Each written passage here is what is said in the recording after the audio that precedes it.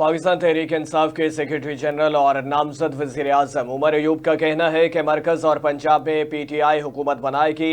आज भी पीटीआई के कारकुनों को लापता किया जा रहा है।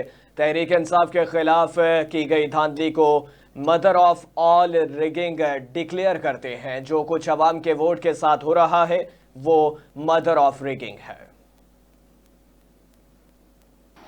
मैं ये डिक्लेयर करना चाहता हूं कि इंशाअल्लाह ताला रब्बुल इज़्ज़त के हुक्म के साथ पाकिस्तान तहरीक इंसाफ मरकज में और सूबों में हुकूमत बनाएगी इंशाअल्लाह। और ये बात जो लोग पूछ रहे हैं कि कैसे बनाएगी, तो ज्यादा दूर आप अपनी याददाश्त पे ज़हन पे जोर ना डालें।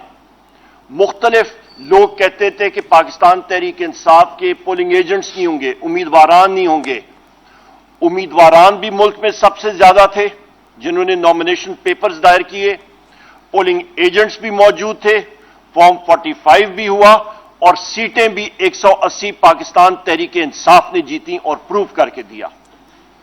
ख़वातीन और हज़रात, मैं यहां पे यह भी कहता चलूं और मैं शुक्रगुजार हूं अपने और मुल्क के वजीर आजम और दिलों के पे राज करने वाले वजीर आजम इमरान खान साहब का, अपनी पार्टी का, जिन्होंने मुझ नाचीज को इस लायक समझा और मुझे नॉमिनेट किया कि मैं इलेक्शन लड़ूं वजारत उज़्मा के लिए कौमी असेंबली में।